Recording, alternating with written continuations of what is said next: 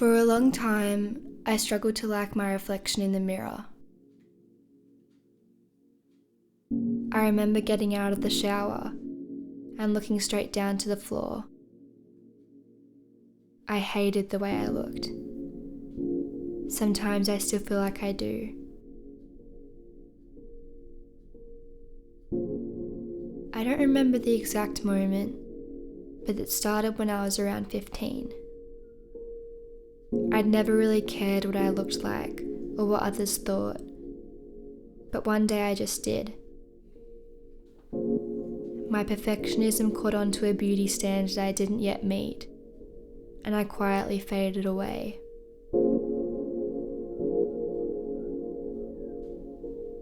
Eventually I was admitted into hospital with an eating disorder, completely in denial of the fact that I had a problem, and still nervous to look in the mirror.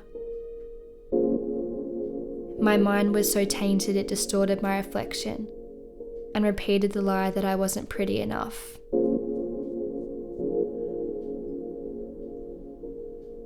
After a while, I was allowed to use the art room at the ward. In a few days, colourful paper cranes hung from the medical equipment above my bed, and my mum brought me some clay. I spent a day making an angel, and I've treasured it ever since.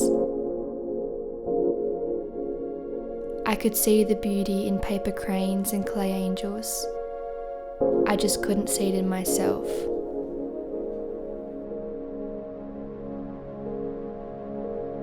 I think I've always thought that handmade things have this intrinsic beauty that's unbound by flaws and imperfections. The way they look shows the heart and gaze of the maker, and that's what makes them special. It wasn't really until I truly comprehended that I was handmade, a workmanship of God, that the way I viewed myself started to change. I was 19 and I read a verse in Psalms that I'd heard hundreds of times before, but never with the second line. I praise you because I am fearfully and wonderfully made. Your works are wonderful, I know that full well. I remember visualizing a sunset and the ocean, and suddenly I was in that list of wonderful works too. I was designed and created in the same way I molded my clay. Every flaw that I perceive upon myself was molded with purpose.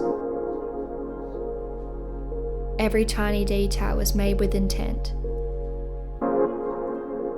And when I recognized that I'm a workmanship, that someone who I admire and trust more than anyone took the time and thought to create every little mark, shape, and texture, I began to see the same beauty in myself as I saw in the things I'd made. I'm learning that intrinsic beauty is upheld in the truth that I was shaped by the same hands that crafted the stars and the sunrises. I think true beauty isn't in the eye of the beholder, but in the eye of the maker.